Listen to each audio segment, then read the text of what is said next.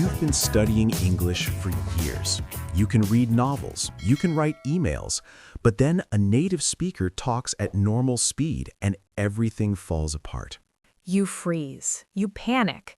You realize that classroom English and real English are two completely different languages. What if we told you that understanding fast English isn't about studying harder, but about training your brain differently? Today on Talk, Learn, Teach, we're revealing the secrets that native speakers never taught you. Stay with us. Hey everyone, welcome to Talk, Learn, Teach. I'm Isha, and I'm so excited you're here today. I'm Alex. Before we jump in, we want to say thank you. Your comments, your shares, your support, it keeps us going. If you're new here, please hit that subscribe button. This episode could genuinely change how you understand English. And share it with someone who's struggling to keep up with native speakers. You'll be helping them more than you know. Let's dive in. Isha, I want to start with something real. When was the first time you realized classroom English and real English were different? Oh man, I remember it clearly. I was at an airport in London, and I'd done so well on my English exams. I was confident. I walked up to the information desk and asked the woman, "Excuse me, could you please tell me where is the restroom located?" What happened? She looked at me with this confused expression. Then she said, "Loo?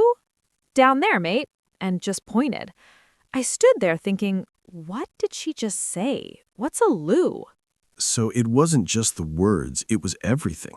Everything. The speed, the accent, the casual tone, the slang. It was like she was speaking a different language than what I'd learned. I had a similar experience. I was watching a British comedy show, right?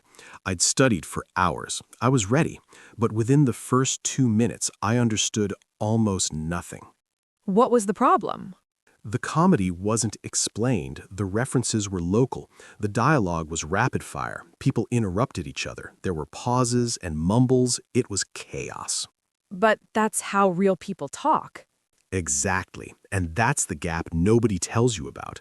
Textbooks prepare you for formal, slow, clear English. Real life is messy and fast. So what's the solution? Do you just accept that you'll never understand fast English? No, but you have to change your approach. You can't study your way to understanding fast English. You have to train your brain. How do you train a brain to understand fast English? That's what we're here to figure out today. Let's talk about the speed thing. Everyone says native speakers talk too fast. But is that really the problem? I used to think it was. I thought if I just listened to slower English long enough, then switched to normal speed, I'd be fine. And was it? Not at all. Because the problem isn't speed, it's familiarity. Explain that. When you first hear something, it feels fast, but when you hear it again and again, your brain starts anticipating. Suddenly, it doesn't feel fast anymore. So it's not that native speakers are speaking faster, it's that your brain hasn't learned the patterns yet? Exactly. Think about your native language. You don't notice how fast people speak. You just understand automatically. That's because your brain has heard thousands of conversations. So fast English is just unfamiliar English. Yes, and here's the trap. Most English learners listen once and think they'll understand it, but your brain needs repetition. How much repetition? More than you think. Listen to the same conversation 5 times, 10 times. Your ear will pick up things you missed the first time. But that sounds boring. It is. That's why you need to choose something you actually care about. If you hate the topic, you won't stick with it.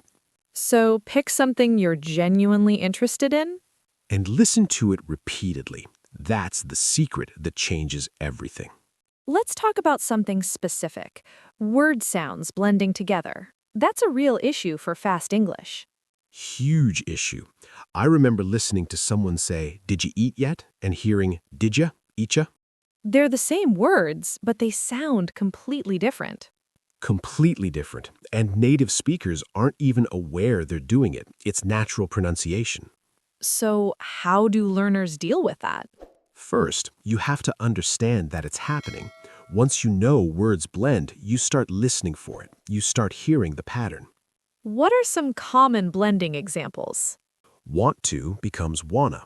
Going to becomes gonna. Don't you becomes don'tcha. Could you becomes couldya. So it's like the sounds are melting into each other. Exactly. And there's a reason. It's efficient. Your mouth moves from one sound to the next with minimum effort. How do you train yourself to hear it? Listen to the same phrase multiple times. Specifically, listen for the blending. Read the transcript while you listen. See where the sounds connect. And then what? Then practice speaking it that way. Your own mouth needs to learn the movement. When you can produce the blending, your ears become attuned to it. So speaking is part of understanding. Absolutely. Speaking makes your brain understand the patterns. It's not just passive listening. Let's talk about accents, because fast English isn't just American English, right? No, and that's where people get stuck. They learn American English from textbooks, then meet a British person and panic. What's the difference? The rhythm is different. The vowels are different. Some sounds are dropped. The intonation is different. So it's not just accent, it's the actual structure of speech. Right. British English drops H sounds. Australian English has different vowels. Scottish English is almost its own language. How do you prepare for that? You expose yourself to multiple accents intentionally. Don't just watch American movies. Watch British shows, Australian podcasts, Canadian content. And you train your ear to different patterns? Yes. And here's the thing. Most people can adapt if they're exposed. Your brain is amazing at pattern recognition. But people get frustrated before that happens? They do. They think, I can't understand this, and they give up. But if they stuck with it for a few hours, their brain would start adjusting. So frustration is actually a sign you're learning? It absolutely is. The moment it feels comfortable, you've probably stopped growing. Let's talk about something powerful. Context. You don't actually need to understand every word. This was a game changer for me. I realized I was trying to catch every single word, but native speakers don't do that either. What do they do instead? They predict. They listen for keywords. They use context. They're constantly making educated guesses about what comes next. Give me an example. Someone says, I was walking down the street and suddenly, what do you expect to happen next? Something unexpected. An accident, something surprising. Exactly. Your brain is already preparing to understand certain information. You're not starting from scratch. So you can fill in blanks. You can. If someone says she was so angry that you're already thinking of words like yelled or left or cried. And if you miss a word, the context tells you what it was. Most of the time, yes. This is what native speakers do instinctively. We taught our brains to predict. How do you train prediction? Pause videos after key information. Ask yourself what comes next and check if you were right. Do this over and over. It's like a game? It is, and it's the most practical listening skill you can develop. Real conversations have patterns that classroom English doesn't prepare you for. What are some? Interruptions. People cut each other off constantly. Overlapping speech. That would confuse someone learning from textbooks. Completely. They're waiting for someone to finish this sentence, but in real life, people jump in mid-sentence. What else? Filler words. Like, you know, I mean. These aren't in textbooks, but they're everywhere in real speech. Are they necessary to understand? No, they're often noise, but if you're not expecting them, they throw you off. So you just accept them? And ignore them. Train your brain to filter them out. Listen past the filler to the actual content. What else distinguishes casual conversation? Incomplete sentences. People trail off. They change direction mid-thought. They don't start with topic sentences. That's so different from formal English. Totally. And it's where the real communication happens. All the politeness and formality gets stripped away and it's just humans talking. How do you get comfortable with that?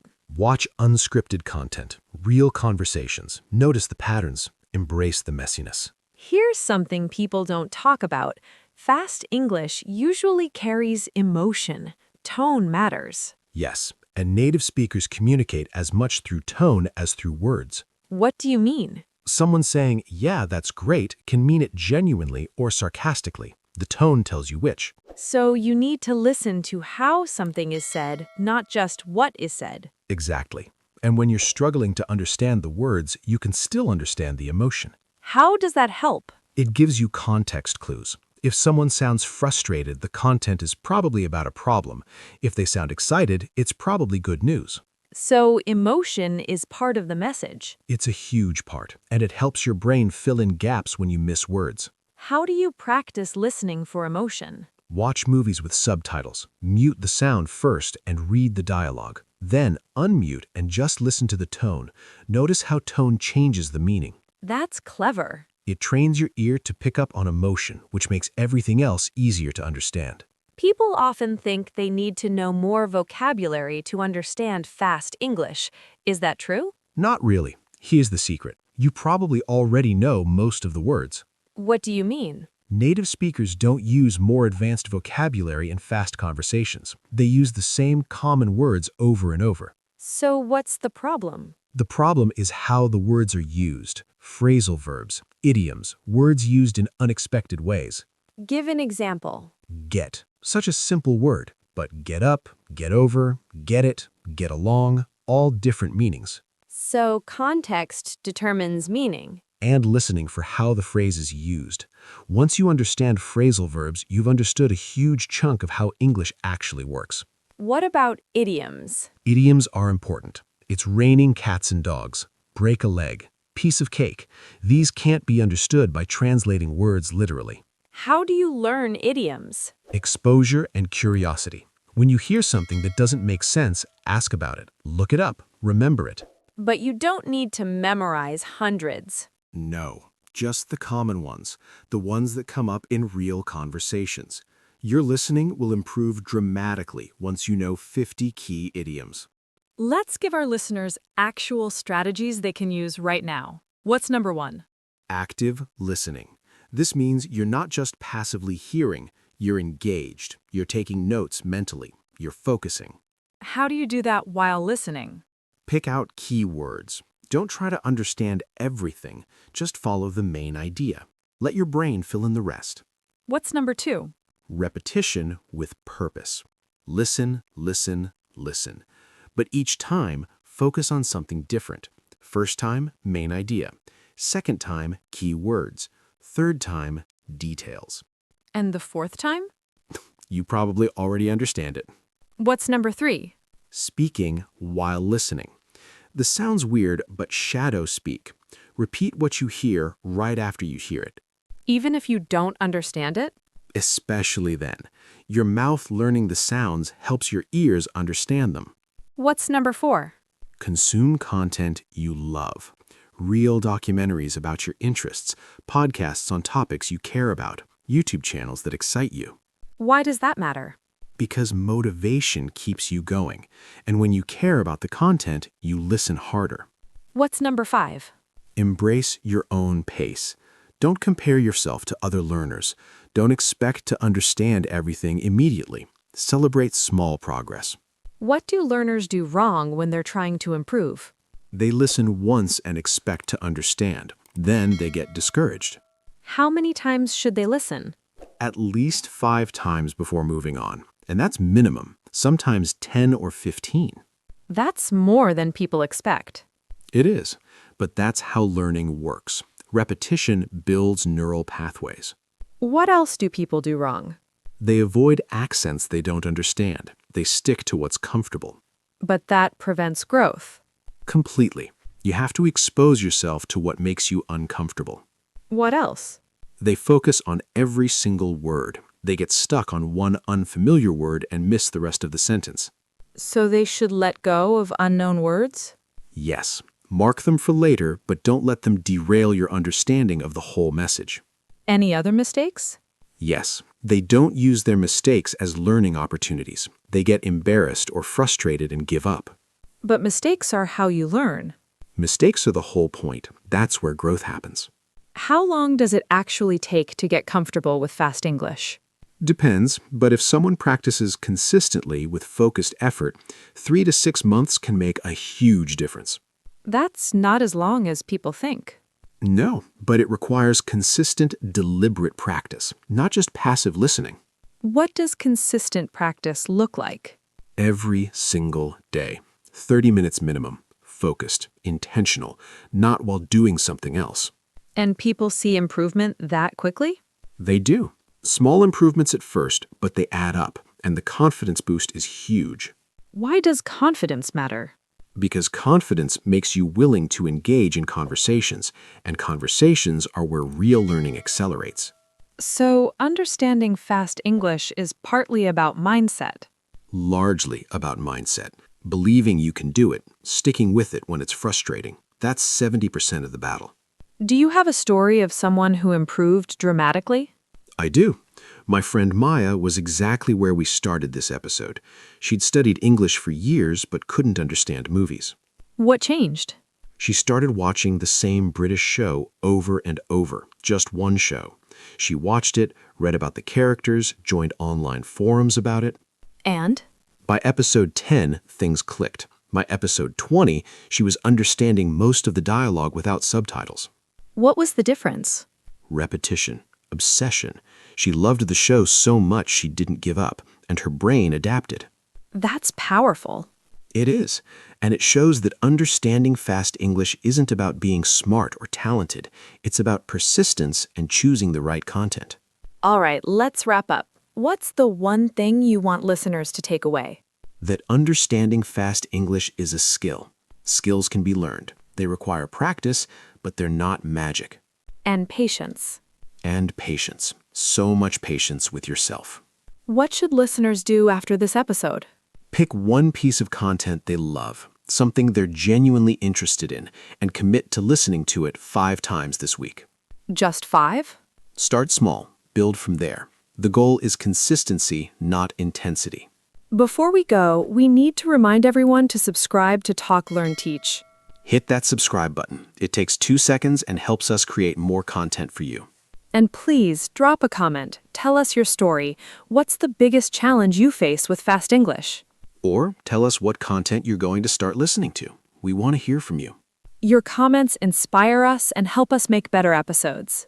Thank you for spending this time with us. Thank you for investing in your English. Every conversation you practice, every episode you listen to, you're getting closer to fluency. We believe in you. We've seen the transformation. It's possible, and it starts with 1 episode. We'll see you on Talk, Learn, Teach. Keep listening, keep growing, keep pushing. Until next time, take care and happy learning. Bye, everyone.